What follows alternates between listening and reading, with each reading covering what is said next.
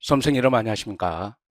25년 국가직 구급 행정학 기출 해설 강의를 시작하겠습니다. 어, 제가 좀 해설 강의가 늦은 관계로 그 해설지하고 총평은 미리 업로드 해놨기 때문에 많이 이제 분들이 참고를 하셨을 겁니다. 뭐 문제 중심으로 설명을 하겠습니다. 총평 보시면 되고 어, 반복하면 90점은 좀 넘으셔야 되는 문제들입니다. 차근차근 한번 설명해 보도록 하겠습니다. 1번 정부 실패 원인 중 다음 설명에 해당하는 겁니다. 아주 평이한 문제죠. 비공식적인 목표가 공식적인 조직 목표를 대체하는 현상으로서 관료 자신이 개인적 이익이나 소속기관의 이익을 사회적 목표보다 우선 고려함으로써 사회 전체의 목표와 조직 내부 목표 간의 괴리가 발생해요. 즉 대리인인 관료가 주인의 이익보다는 자신들의 사적 이익을 더 추구하는 거죠. 이것은 내부성, 다른 말로 사적 목표의 설정입니다. 그렇죠? 이제 답은 4번이 되는 거죠. 이제 이 문제를 틀면 안 되는 거죠, 여러분들. 그러면 이거 한번 봅시다. 되도록이면 이제 기출문제집에는 다 있는데 되도록이면 이제 기출문제 아닌 것에서 좀 찾아와 봤어요. 요거죠. 정부 실패 요인에 대한 설명으로 옳지 않은 거. 이제 우리가 실전 동형 모의고사 국가직 대비 2의 2번의 문제예요.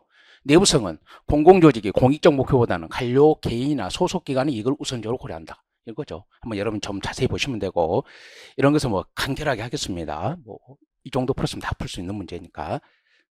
2번 신행정론에 대한 설명을 옳지 않은 겁니다. 이것도 일반적인 겁니다.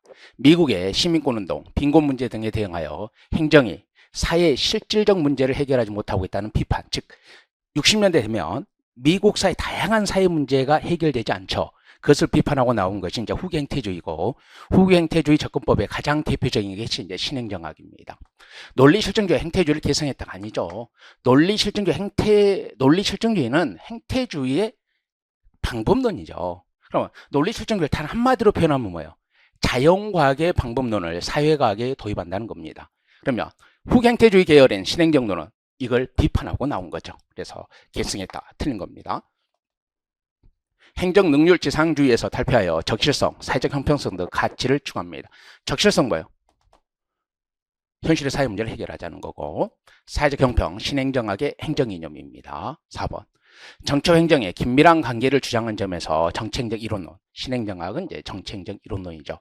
그래서 답은 이제 2번이 되는 겁니다. 이것도 한번 우리가 한번 보겠습니다. 실정 통역 모의고사죠. 2의 9번 문제예요. 봅시다. 신행정학에 대한 설명으로 가장 옳지 않은 거, 이거 한번 볼까요? 이제 쭉 앞에 설명했던 내용들이 나오죠. 사회적 형평성을 추구했다. 다양한 사회 문제가 해결되지 않은 것을 비판하고 나왔다. 오케이. 시민 참여니까 오케이. 분과라된 탈관료제죠. 인간주의 심리학, 현상학 등에 대한 강한 비판과 엄격한 실증주의 적용을 통해 현실 문제를 해결하고 그랬다. 이거 틀린 거죠. 실증주의를 배격하고 나온 겁니다. 3번 문제 봅시다. 정책 의제 설정 모형에 대한 설명으로 옳지 않은 겁니다. A부 주도 모형이죠. A부에 일반 국민이 주도하는 겁니다. 사회 문제가 공중의제를 거쳐 공식의제로 이제 전환되는 거죠. 타협과 조정을 통해서 공중의제가 되는 거죠. 그럼 공중의제 개념이 뭐예요? 일반 대중이 정부가 해결하는 것이 바람직하다고 합의하며 강요를 해서 정부가 공식적으로 이제 채택하게 되는 겁니다. 동원 모형에서는 정부가 먼저 공식의제를 채택한 후 공중의제화를 시도하죠. 즉 다양한 뭐예요? PR 등을 통해서 이제 국민을 설득하는 작업을 합니다. 내부 접근 모형에서는 정부 내부자나 그들과 밀접한 관계에 있는 집단에 의해서 의제가 설정되는 거죠. 공고화 모형, 이제 메이저 굳히기 공고화 모형은 대중의 지지가 낮은 게 아니라 높은 거예요. 오케이? 대중의 지지가 높은 것을 이제 주도하는 거죠. 자, 봅시다. 역시 이 문제도 우리가 자 볼게요. 단어부 규칙 문제죠. 183페이지 있는 거거든요. 단어부 규칙 문제지. 요거 봐봐요. 공고화형은 대중의 지지가 낮은, 그러니까 요거 틀린 거예요. 똑같죠, 질문이? 오케이. 이제 4번 봅시다. 리플리와 프랭클린이 제시한 경쟁적 규제 정책. 그러면 리플리와 프랭클린은 이제 우리가 딱 유추해죠. 경쟁적 규제면 보호적 규제가 또 지문으로 나올 거란 말이에요. 경쟁적 규제는 뭐예요? 규제와 배분이 결합된 거고, 얘는 규제와 재분배가 결합된 거죠. 자, 봅시다. 그럼 요거죠. 항공노선. 이게 이제 대표적인 경쟁력 규제입니다. 그래서 답 1번이고요. 공공요금 책정, 최저임금제, 근로시간 제한, 환경 문제를 개선하기. 이거 전부 다 보호적 규제예요. 보호적 규제입니다. 그래서 답 1번이죠. 자, 볼게요. 자, 우리가 그러면 신경향 테마 및 단원별 문제풀이죠. 신경향 테마 및 단원별 문제풀이 정책의 유형 파트 2번 문제예요. 이게 2번 문제 한번 볼까요? 보기에 리플레와 프랭클린의 정책 유형과 정책 사례를 바르게 연결한 거거든요. 권리나 이익의 서비스를 특정 분야분에 배분하는 거. 요거요. 다수의 경쟁력 특정 개인의 집단에게 권리나 서비스를 제공하고 플러스 이제 규제라. 이게 경쟁적 규제인데, 오케이. 이 경쟁적 규제가 뭐예요? 항공노선호가요. 항공노선호가. 오케이. 됐죠? 5번 한번 보겠습니다. 정책평가의 유형에 대한 설명으로 옳지 않은 겁니다. 정책평가의 유형입니다. 총괄평가는 정책이 집행이 완료된 후에 정책 효과성과 효율성을 종합적으로 맞죠? 결과만 보니까. 형성평가는 일종의 예비평가로서 무조건 틀렸죠. 예비평가는 뭐예요? 평가성 검토예요. 평가성 검토. 오케이. 평가성 검토입니다. 과정평가는 정책이 의도한 대로 집행되고 있는지 정책 집행 과정의 문제점을 파악하고 개선하는 데 초점. 왜? 과정을 봐서 집행 과정의 문제점을 파악하고 개선하는 거예요. 단어 그대로죠. 그럼 모니터링, 그야말로 모니터링을 한다는 거거든요. 집행 모니터링은 프로그램 팀 또는 활동을 측정하고 이를 사전에 결정되거나 기대하였던 기준값과 비교하여 프로그램의 설계에서 명시된 대로, 즉 명시된 대로 되고 있는가를 모니터링하는 거예요. 그럼 뭐 답은 쉽게 이거죠. 이 문제도 한번 볼까요? 신경향 테마 및 단원별 문제풀이 정책평가 3번입니다.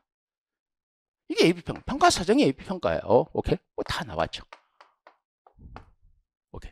그 다음 6번 보시면 후그워드가 제시한 다음의 정책 변동의 유형에 해당하는 거거든요. 봅시다. 동일한 정책 문제와 관련되는 영역에서 목표는 유지합니다. 목표 자체를 바꿔버리면 목표의 승계인데 목표는 유지하고 이전의 프로그램과 조직이 새로운 것으로 대체되는 것을 의미하는 겁니다. 즉 목표는 그대로 두고 나머지를 대체하는 것으로서 통합도 있고 분할도 있고 많죠. 이것이 뭐예요? 정책 승계예요. 정책 승계. 얘는 혁신이고 유지고 기본적인 걸 유지하는 거고 종교는 폐지하는 거고. 오케이. 답은 1번입니다. 역시 이 문제 한번 볼까요? 단원별 기출문제제 261페이지에 있는 문제입니다. 승계는 목표는 유지하되 정책을 대체 혹은 수정하거나 일부 종결하는 거. 이거 다 맞은 거예요. 오케이. 자, 7번 보겠습니다. 기금에 대한 설명으로 옳지 않은 겁니다. 국회는 정부가 제출한 기금 운용 계획안의 주요 항목 지출 금액을 증액하거나 설치할 때는 전부 다 정부를 동의를 받아야 돼요. 그러니까 예산이나 기금이나 증액이나 설치할 때는 정부의 동의를 받아야 됩니다. 사업성 기금은 요거 사업성 기금만 여기 아니에요. 공무원 연금은 사회보장성 기금이에요. 네, 이제 1번부터 6번까지는 이제 평이했던 문제고 어느 정도 공부했던 사람은 풀 수 있는 문제고 7번 문제에서 좀 틀린 수험생들이 있는 건데 이거 우리가 다뤘단 말이에요. 좀 이따 제가 보여드릴게요. 요게 사회보장성 기금이에요. 기획재정부 장관은 회계연도보다 전체 기금 중에 3분의 1 이상의 기금에 대해 대통령령으로 정하는 바에 따라 운영 실태를 조사 및 평가. 요건 냅둬요. 이거 뭐 이런 법조문까지 우리가 암기할 필요는 없죠. 기금 관리 절차는 안정성, 유동성, 수익성, 공공성을 고려하여 투명하고 효율적으로 이제 운영해. 너무나 좋은 말이잖아요. 이거 틀린 거예요. 근데 이게 어디 있냐면, 자 봐봐요. 우리 기본서에 통합예산 파트의 보조단에 공무원연금과 국민연금은 사회보장성 기금이라고 명시적으로 제가 키워드로 써놨어요. 통합예산 파트 보조단에. 또 이게 어떤 문제냐면, 자 봅시다. 단원별 기출문제시 보시면, 자 봅시다. 공무원연금이잖아요. 사회보험에 올려요. 이제 이쪽 파트 해설제 보시면 뭐라고 나와요? 사회보장성 기금이라니까요. 얘는. 그리고 통합예산 보조 파트에 사회보장성 기금이 이제 포함된다 해서 오케이. 꼭 제가 써놨죠. 8번 봅니다. 이 8번 문제는요. 너무 어려운 거 하나도 없어요. 자 봅시다. 재량과 통제가 상대적으로 용이야. 이건 이제 LIBS, LIBS 통제는 그러니까 기억 들어가면 안 되는 거예요. 안 되죠? 각 사무마다 가능한 업무를 측정 단위로 선정, 업무를 계량하죠. 이건 뭐 항상 나오는 거니까. 이건 내가 몇 페이지 아니 기출문제나 모의고사 같은 문제 너무 많이 다루기 때문에 이거는 그냥 뺐어요. 왜? 업무 측정 단위가 있고 단위당 원가가 하고 업무량을 계산하잖아요. 업무량. 이게 계량화예요. 그러면 니은이 들어가야 되죠. 그러니까 답은 3번이에요. 미국 테네시강 요거 맞아요. 요거 잘 모르더라도. 그리고 얘가 50년대지 무슨 70년대 나와요. 그래서 답은 3번입니다. 오케이. 9번 한번 봅시다. 지방자치 이론인데요. 뭐 제 수업 들었으면 이거 뭐 쉽게 다 풀었을 겁니다. 제가 누누이 강조했기 때문에. 답 3번이잖아요. 상우정 관계잖아요. 로스. 그 몇 번을 말했어요. 중앙정 예상 문제로서 중앙정부는 뭐가? 법적인 자원과 재정 자원에서 우위가 있고 지방정부는 정부 자원과 조직 자원에서 우월적 지위를 가죠. 서로 우월적인 자원을 가지고 상호 의존 관계를 형성하는 거예요. 한번 볼까요? 로스의 권력 의존 모형은 정부 간의 관계에서 지방의 중앙에 대한 의존을 강조해 상호 의존 관계를 부정하는 게 아니라 서로 우위에 있는 자원을 가지고 상호 의존한단 말이에요. 우리가 예상 문제로 몇 번 다뤘던 문제입니다. 답은 요거거든요. 그럼 봅시다. 4번부터 볼게요. 제가 누누이 말했죠. 대리란 말은 뭐야? 대리는 주인 시킨 대로만 해야 돼요. 맞잖아요. 그러니까 철저하게 중앙정부가 지방정부를 통제하는 것을 대리인 모형. 누누이 설명했던 거고. T번은 주민들의 자유로운 이동을 통해 지방정부가 제공하는 공공서비스 선택함으로써 효율적인, 오케이. T가 쓰면 지방정부가 더 효율적이라는 그런 거죠. 맞죠? 그럼 요거 봅시다. 피터슨의 도시 한계론은 엘리트론과 다원론의 정치적 자율주의 관점과 달리 시장경제구조 요인을, 이 시장경제적 구조 요인이 외생 변수로 제약을 하는 거예요. 많이 다뤘잖아요. 그게 뭐예요? 피터슨의 도시 한계론, 자석효과. 그러니까 도시정부는 뭐한다? 재분배 정책을 못해요. 자석효과 때문에.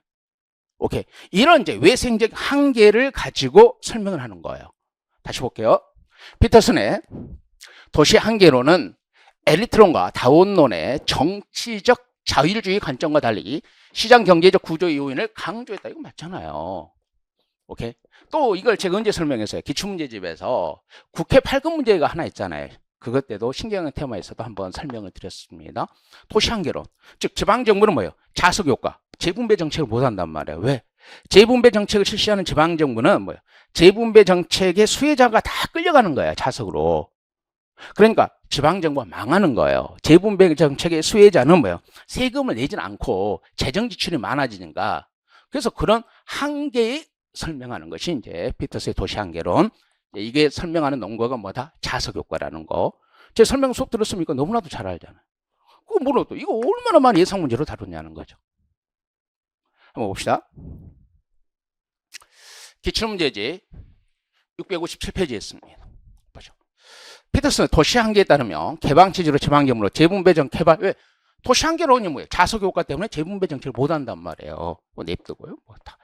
로스는 정부 간의 관계로는 지방정부가 조직자원과 재정자원 측면에서 중앙정부보다 지방정부가 가지고 있는 것은 조직과 뭐예요? 정보자원이고 중앙정부는 뭐예요? 재정과 법률자원이죠. 이 우월적 지혜를 가지고 상호 의존 관계가 되는 겁니다. 오케이. 10번 문제 봅니다. 주민참여예산제도에 대한 설명으로 옳은 거. 얘도 너무 많이 다뤘기 때문에 이제 뭐 별도로 뭐 몇 페이지 있다 그런 말은 뺐습니다. 자, 봅시다. 주민감사 청구는 사무 처리가 있었던 날로부터 3년이죠. 오케이. 예, 법이 한번 바뀌었죠. 2년에 3년으로. 바뀐 지 꽤 됐습니다. 주민은 비례대표 지방의원을 포함한 모든 지방의원을 소환할 수 있다. 요거 포함하지 않죠. 비례대표는 지방의원에 몰랐더라. 지워버리면 되고. 예산 편성, 의결 및 집행에 관한 사항은 주민투표에 붙일 수 있다. 그러니까 아니, 붙일 수 없어요. 이건. 붙일 수 없는 거죠. 오케이. 주민참여예산기구의 구성 운영에 관한 사항은 해방, 이거는 기출문제 지문이죠. 조례로 정하는 겁니다. 오케이. 그래서 기억리을이에요. 기억리을. 오케이. 이제 그걸 모르더라도 니은 지우고 맞잖아요. 요거 두 개 중에서 오케이. 둘 중에 하나만 알더라도 오케이. 맞죠? 기억리을이 됩니다.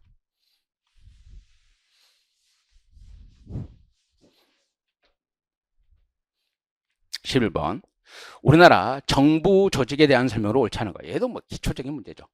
중앙행정기관의 설치와 직무 범위는 이제 정부 조직법을 하잖아요. 오케이. 이거 많이 다뤘죠. 예상 문제로. 국무총리가 임하는 것을 부총리, 대통령이 아니라고 누누이 했고 우리가 시험 문제로도 다뤘던 겁니다. 특허청은 중앙책임운용기관이죠. 오케이? 그러니까 이거밖에 없어요. 왜? 처는 전부 다 어디예요? 국무총리 소속이죠. 법제처든 식품의약품 안전처든, 오케이? 인사혁신처든. 처는 전부 다 국무총리 소속입니다. 답 2번이죠. 12번. 무능한 자만 남게 된다. 오케이? 더 이상 설명하지 않겠습니다. 피태의 원리죠. 무능한 자만 남게 된다. 오케이. 피태의 원리입니다. 13번 봅시다. 드디어 나왔잖아요. 제가 이제 블라우스카 또는 뭐예요? 엣지오니, 오케이. 이런 사람들의 가장 기초적인 분류를 모르면 이제 안 된다고 누누이 말했죠. 그래서 블라우스카는 뭐예요? 호혜제. 수혜자가 누구냐? 그럼 뭐 호혜제 조직은 고객이 아니에요. 호혜적 조직은 뭐예요? 구성원의 이익을 위한 조직이죠. 그래서 구성원의 이익을 이해하기 때문에 구성원의 이익이 아니라 소수 간부의 이익을 추구하는 과두제의 철칙이 나타나는 대표적인 문제점이 있죠. 답 나왔네요. 사업 조직은 소유자의 이익이죠. 오케이. 서비스 조직이 대표적인 법률 상담소, 오케이, 사업기관. 공익 조직이 정부 조직이고, 오케이. 답 1번이죠. 뭐 길게 설명할 필요도 없는 문제죠. 자, 봅시다. 신경학 테마 및 단원문 문제풀이에서 조직에 의해서 1번이에요. 오케이. 이런 것이 이제 공익 조직이고, 봉사 조직이고, 고유 조직은 이제 갈수록 하죠. 기업 조직은 능률성입니다. 블라우스카트는 조직의 유형을 조직 활동의 수혜자를 기준으로 한 것으로 이에 대한 설명으로 옳지 않은 거. 오케이. 이렇게 돼 있죠. 그러면 이때 블라우스카트이 조직 활동 수혜자를 기준으로 했는데 이게 공익 조직이죠. 오케이. 그다음에 갈수록 분권화 된다가 아니죠. 과두제 철칙 때문에 이제 직권화 된다. 그래서 누누이 이제 설명했었습니다. 14번. 공무원의 인사 이동의 방식에 대한 설명으로, 공무원의 인사 이동 방식에 대한 설명으로 옳지 않은 겁니다. 승진은 상위 직급에 적합한 인재를 하위 직급으로부터 선별해내는 내부 임용을 맞잖아요. 내부 임용입니다. 겸임은 한 사람의 공무원에게 둘 이상의 직위를 부여하는 것을 말합니다. 맞죠? 강임은 같은 직렬 내에서 하위 직급에 임명하거나 하위 직급이 없는 다른 직렬의 하위 직급으로, 이거 작년도 기출문제잖아요. 전직은 같은 직급 내에서 보직 변경. 오케이. 이건 이제 전보잖아요. 전보. 전직은 뭐예요? 직렬을 변경하는 거예요. 직렬을 변경하는 게 전직이죠. 오케이. 그래서 답은 이제 4번입니다. 뭐 이건 너무 쉽죠. 전직은 직렬을 변경하는 거예요. 자, 봅시다. 우리가 실전 동형 묘사 1의 13번입니다. 옳은 거죠. 같은 직급 내에서 직위 등을 변경하는 전보는 같은 직급에서 전보예요. 전보. 오케이. 전보 오용과 남용을 방지해 전보가 제한되는 기간이 있습니다. 이건 전보지. 오케이. 그럼 전직은 뭐예요? 전직은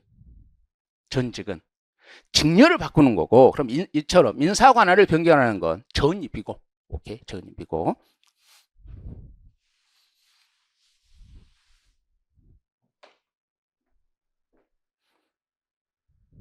15번 한번 볼까요? 공무원 보수에 대한 설명으로 옳지 않은 겁니다. 자, 봅시다. 직능급은 말 그대로 직무 수행 능력이죠. 오케이. 연공급은 속인자. 오케이. 왜 속이냐? 사람의 근무 연수. 실적급은 근무 실적을 기준으로 하는 거죠. 자, 계급제는 생활급이에요. 계급제는 생활급이고, 직무급은 직위분리제죠. 그럼 직위분리제가 뭐예요? 직위분리제. 직무급. 책임도와 곤란도가 동일하면 동일한 모습을 주는 거잖아요. 오케이. 봅시다. 실전 동형 모의고사 10회 11번입니다. 계급제와 직위분리제 비교한 설명으로 옳지 않은 거. 직위분리제는 직무급, 계급제는 생활급. 이렇게 되잖아요. 오케이. 16번 문제를 한번 보도록 하겠습니다. 근무 성적 평정 시 나타날 수 있는 오류에 대한 설명으로 옳지 않은 겁니다. 헬로 이펙트, 연쇄효과, 후광효과죠. 어떤 요소에 대한 평정이 다른 요소에 대한 평정의 연쇄죠. 오케이? 하나의 평정 요소가 다른 평정 요소에 영향을 미치는 거나, 또는 전반적인 인상이 개별적인 평정 요소에 영향을 미치는 겁니다.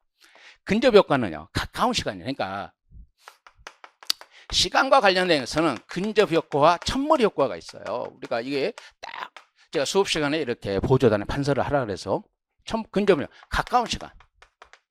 오케이. 그럼 얘는 뭐예요? 첫 번째. 오케이. 그러니까 1월 1일부터 6월 30일까지를 평가한다 그러면 근접 효과는 6월 달치만 갖고 평가하는 거고 첫머리 효과는 1월 달치만 갖고 평가하는 거죠. 최초 근무 성적에 대한 평정자의 인식이 최초가 전체에 영향을 미치는 것은 첫머리 효과입니다. 이거 틀린 거죠. 3번. 간대와 경향은 실제 수준보다 더 높게 평정하여 먼저 집중하는 중간 등급으로 몰아주는 것을 말합니다. 오케이. 자, 이 문제 한번 볼까요? 신경향 테마함이 단원별 문제풀이 근무성적평가에서 1번과 2번 문제거든요. 근무성적평정 오류에 대한 설명으로 가장 옳지 않은 거. 초대효과는 비평정자의 근무성적평정 기간과 가장 근접한 기간의 업무 수행 실적으로, 자 봅시다. 근무성적평정 기간에 가장 근접한 것은 뭐예요? 근접효과고. 오케이. 초대효과는 뭐예요? 첫 번째죠. 오케이. 첫 번째가 되는 겁니다. 자, 평정이 아니라 가장 근접한 기간은 초대효과가 아니라 근접효과입니다. 다 풀어봤던 문제고. 그러면 이 문제 다시 한번 볼까? 2번? 1, 2번 우리 연서적으로 봤으니까. 이거 근접효과는 뭐예요? 평가 시점에서 가까운 실적. 오케이. 가까운 실적을 가지고 평가하는 게 이제 근접효과죠. 이렇게 두 문제 풀었는데 이건 틀리면 안 되는 거죠. 오케이. 그래서 이제 이렇게 좀 하시면 되고, 그러니까 지금까지 문제를 쭉 보시면 제가 이제 좀 빠른 속도로 지금 하는 거거든요. 깊게 설명을 하지 않고 빠른 속도로 하는 것은 이 시점에서 지금 우리가 17번을 들어가기 전에 뭘 하려고 그러냐면, 많은 수험생들이 점수가 잘 안 나온 수험생들도 있고, 저와 같이 수업을 했던 사람들, 이거 보인다 해서 점수가 좀, 그러니까 90점이 넘는 친구들도 있을 겁니다. 점수가 안 나온 분들은 기본적으로 뭐예요? 내 스스로에게 한번 반문하시고 더 열심히 하셔야 된다는 거예요. 그럼 더 열심히 한다는 게 뭐냐면, 제가 쭉 이렇게 출제를 써놓은 것은 뭐냐면, 기출문제나 신경향 테마나 동형 모의고사 같은 좀 꼼꼼히 반복하시면, 비록 국가직에서 점수가 좀 안 나왔더라도 지방직에서는 훨씬 잘 나올 수 있어요. 왜? 좀 아는 것 같은데 명확하지 않아서 내가 놓친 것들을 이제 풀 수 있거든요. 왜? 서너 번만 더 반복을 하면. 그런 걸 꼭 말씀드리고 싶습니다. 17번 봅시다. 공공기관 및 지방공기업에 대한 설명을 옳지 않은 겁니다. 지방공기업법에 근거하여 지방공기업 경영평가가 시행되고 있습니다. 맞잖아요. 지방공기업은 지방공기업법입니다. 지방직영기업이죠. 오케이. 구성원은 공무원이죠. 지방자치단이 직접 운영하는 지방공기업으로 하수도, 주택, 토지개발 이런 게 받습니다. 오케이. 요거 이런 게 뭐예요? 공공기관에, 자 봐봐요. 지방공기업법을 물어보는 게 아니라 운영에 관한 법률이에요. 공공기관 운영에 관한 법률은 뭐예요? 공기업은 시장형 공기업과 준시장형 공기업, 준정부 조직은 기금관리형 준정부 조직과 이탁집행형 준정부, 그럼 기타잖아요. 누가 분류해요? 기획재정부 장관이 하잖아요. 자 봅시다. 공공기관 운영에 관한 법률에 근거하여 공공기관 운영위원회를 설치하고 행안부 장관은 여기서 나오면 안 돼요. 공공기관 운영에 관한 법률에는 누가 나와야 된다? 기재부 장관이 나와야 되는 거예요. 기재부 장관이. 그러니까 이건 뭐 쉬운 거죠. 준정부 기금관리형과 이탁집행형이 있는 겁니다. 오케이. 자 봅시다. 이 문제 한번 볼게요. 두 문제 연속 한번 볼게요. 신경향 테마에서 다뤘던 겁니다. 3번, 6번 문제를 한번 보도록 하겠습니다. 자, 여러분 이게 좀 어렵다고 말해서 지금 자세히 좀 설명하는 건데, 공공기관 경영평가 제도에 대한 설명을 옳지 않은 겁니다. 오케이. 자 봅시다. 공공기관이죠. 공공기관 운영에 관한 법률에 근거해서 하는 겁니다. 오케이. 여기 봐봐요. 공공기관 경영평가는 기획재정부 장관이 실시하고 지방공기업 경영평가는 행안부, 맞잖아요.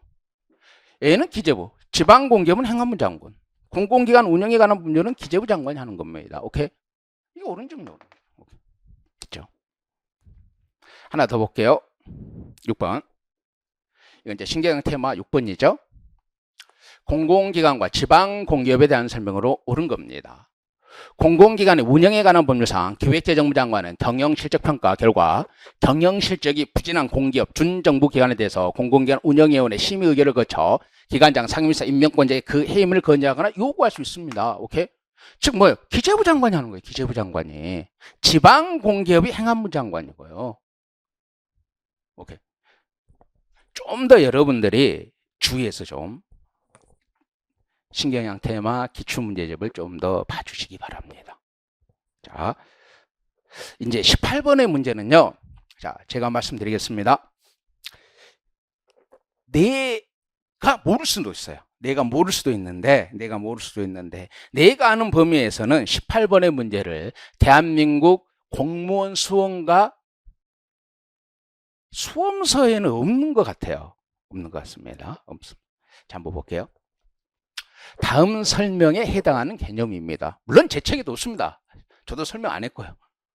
오케이. 자, 봅시다.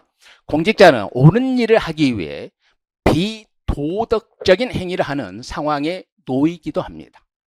왈차가 그러니까 옳은 일을 하기 위해 비도덕적인 행위를 한단 말이에요. 왈차가 제시한 이 개념은 공직을 통해 대표성을 지닌 개인이 국가나 공동체 대의를 위해 개인의 가치관이나 윤리관에서는 수용할 수 없는 결정을 내려야 하는 문제 상황이 있어요. 쉽게 말하면 우리가 뭐예요? 내 윤리 기준은 안 맞지만 전체를 위해서 내가 좀 해야 될 일도 있다는 거죠. 이런 것을 이제 더러운 손의 딜레마라고 그래요. 더러운 손의 딜레마. 오케이? 더러운 손의 딜레마. 오케이. 집단에 이제 얘는 답을 하면 안 되죠. 이 문제를 봤을 때 얘도 답을 하면 안 돼. 편견의 동원은 뭐예요? 무기사결정 수단 중 하나잖아요. 폭력, 권력의 행사, 편견의 동원, 편견의 수정 강화. 아니잖아요. 집단행동 딜레마도 아니잖아요. 그러면 찍어도 1번과 2번에서 찍어야 되거든요. 1번과 2번에서 찍어야 됩니다. 오케이? 얘는 너무 정보가 많으면 선택에서 오히려 힘들어진다는 거예요. 오케이? 정보가 많으면 선택 힘들어진다는 거고. 오케이? 이걸 의미합니다. 오케이? 이런 문제까지 좀 제가 정리를 했어야 되는데 제가 많이 부족해서 이 문제는 전혀 제가 터치를 안 했습니다. 아마 모든 수험생이 이 문제는 아마 처음 봤을 문제일 겁니다. 전국의 모든 수험생들이. 이제 19번의 문제도 오케이. 여러분들이 이제 많이 틀렸던 것 같습니다. 근데 이게 당황만 안 하면요. 일단 4번 아니에요. 이거 아니잖아요. 지방재정진단제도를 묻는데 30일 이상 지급하지 못한 경우 오케이. 그 다음 60일 이상 연체한 경우 오케이. 지방재정 오케이. 계획을 수립했음에도 불구하고 오케이. 더 악화된 경우 이 경우가 이제 긴급재정관리단체가 되는 거죠. 이건 긴급재정관리단체 요건이 되는 거죠. 그래서 얘는 일단 아니고요. 얘는 우리가 뭐 예상 문제를 많이 다뤘으니까 얘가 좀 나왔으면 좋았는데 다른 게 나왔죠. 3번은 아니 4번은 답이 아니고요. 지방 재정을 계획성 있게 운영하기 위해서 중기 지방 재정 이건 중기 지방 재정 계획이에요. 그냥 지방 재정 진단이 아니라 그러면 2번 대규모의 재정적 부담을 수반하는 사업의 유치를 신청할 때 미리 재정이 이건 지방 재정 영향을 분석하는 거죠. 지방 재정 영향 분석 제도입니다. 요거의 답이죠. 재정 위험 수준 점검 결과 재정 위험 수준이 대통령령으로 정하는 기준을 초과하는 지방자치단체에 실시하는 게 지방재정진단입니다. 이제 19번의 문제는 이제 읽어보고 이제 행정학적 어떤 좀 있으면 쉽게 풀었을 건데 그러지 않은 분들은 좀 어렵다고 이렇게 평가를 하고 있습니다. 20번 문제 한번 볼게요. 공직 부패 유형과 사례가 바르게 연결된 거. 제가 그랬죠? 자고로 급행료는 20년 전이나 10년 전이나 5년 전이나 1년 전이나 급행료는 제도화된 부패로 낸다. 뭐 당연히 답일 뿐이죠. 금융위기가 심각함에도 불구하고 경제 안정이라는 공익과 관련해서 문제없다고. 그건 이건 이제 백색 부패죠. 공금을 해제했으니까 이건 비거래형이죠. 민간과 거래가 없죠. 비거래형입니다. 오케이. 조직부패 공무원 D는 오케이. 담당 직무를 수행하면서 개인적인 것은 조직부패가 아니라 개별적 부패죠. 오케이. 개별적인 이제 일탈행위를 말합니다. 오케이. 그래서 1번입니다. 자, 좀 해설이 빨랐습니다. 빨랐던 이유는 뭐냐면 반드시 여러분들은 반드시 뭘 해야 된다? 방금 내가 해놨죠. 그런 거 다시 한번 꼼꼼히 체크하시고 가장 쭉 뭐 여러 문제를 전부 다 이것도 엄청 많이 다뤘잖아요. 문제에서 오케이 뭐 나도 강조했고 네 너무 뭐 이런 것까지는 할 필요도 없고 오케이 그래서 어차피 이제 국가직 구급은 끝났어요. 이제 남아있는 게 이제 지방직 구급입니다. 여러분들이 국가직 구급에서 뭐 고득점을 맞았다 할지라도 지방직 구급도 잘 봐야죠. 그래서 또는 국가직 구급에서 지금 잠시 실수를 했다 하더라도 지방직 구급 잘 봐야 됩니다. 행정학은 제가 말씀드립니다. 어떻게? 기출문제, 그 다음 신경양 테마, 그 다음에 동형 모의고사를 반복하셔야 돼요. 반복하시면서 또 그 해당 파트를 내가 전혀 모르겠다 그러면 뭐예요? 또 하나 보는 겁니다. 뭘? 기본서 해당 파트 좀 보고 그러는 거예요. 근데 내가 지금 좀 공부하는 시간이 좀 부족했던 사람들은 뭐예요? 기본서보다는 기출문제, 신경양 테마, 동형 모의고사 문제 위주로. 근데 문제를 반복하더라도 이런 기출문제나 신경양 테마 같은 거 반복하더라도 점수가 안 나오신 분들은 반복할 때 좀 꼼꼼하게 보셔야 되는 거예요. 꼼꼼하게. 그래서 방금 내가 이렇게 해놓은 거 있죠? 이런 걸 보시면서 다시 한번 찾아보시는 거예요. 그런데 찾아보시는데 이것만 보는 게 아니라 뭣도 봐야 돼요? 뭣도? 그 해당 파트 전체를 좀 보시라는 겁니다. 오케이. 그래서 모든 수험생들이 지방직 구급에서는 좀 고득점이 나와서 행정학이 합격으로 가는데 좀 공헌하는 과목이 됐으면 합니다. 수고하셨습니다.